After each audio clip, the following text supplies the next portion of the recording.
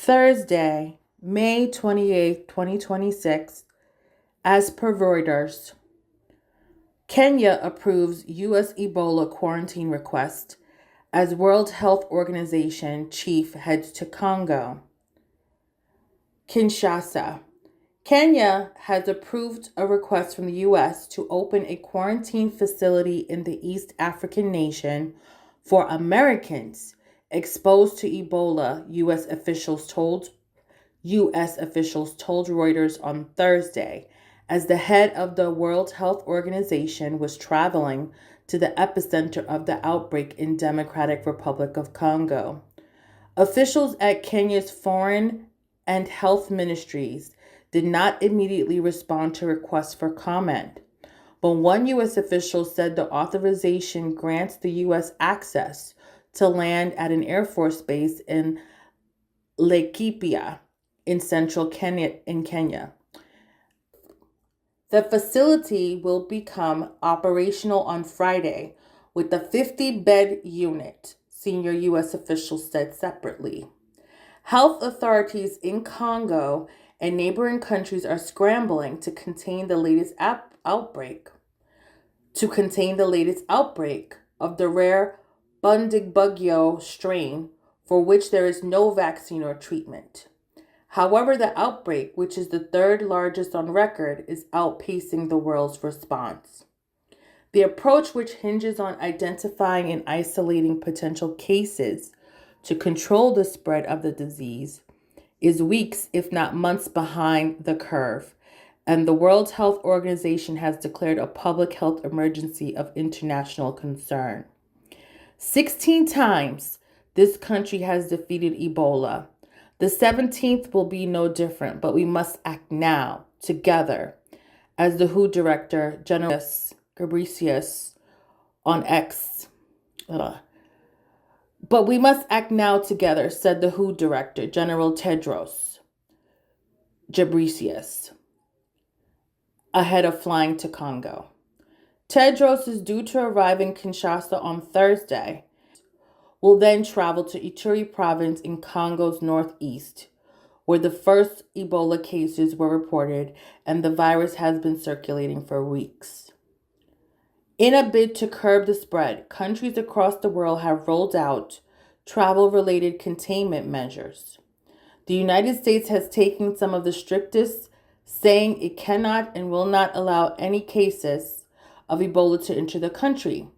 It temporarily banned the entry of green card holders who have been in Congo, Uganda, or South Sudan in the previous 21 days. The facility in Kenya is due to be staffed by members of the U.S. Public Health Service, a uniform branch of the Department of Health and Human Services.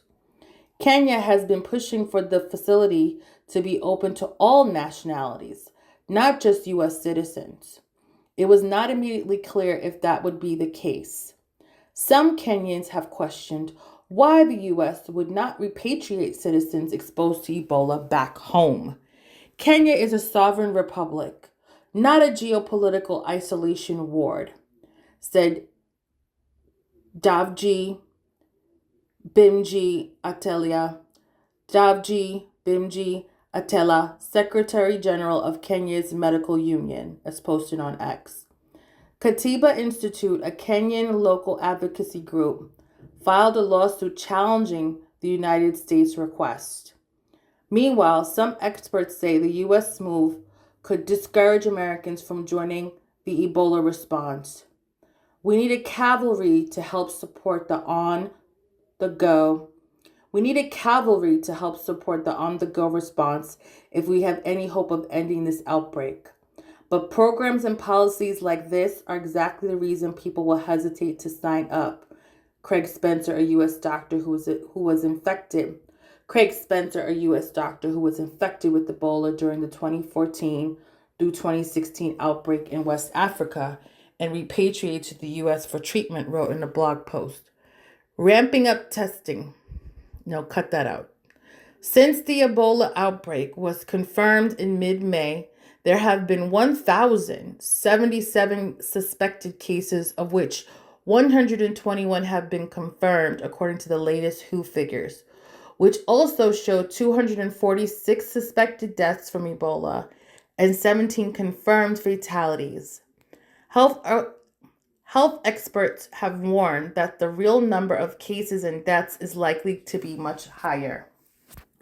WHO said on Thursday it was scaling up testing in Congo in partnership with the country's National Medical Research Organization. But Jean Kaseya, head of Africa Centers for Disease Control and Prevention, Africa CDC, told reporters on Thursday that the $500 million initially pledged globally to support the Ebola response has now fallen to around $290 million. How can we come and say we commit X million dollars and the next day they're calling me to say, no, it was a mistake. We didn't really want to say that, he said, while also criticizing travel restrictions imposed by Western countries on travelers from Africa.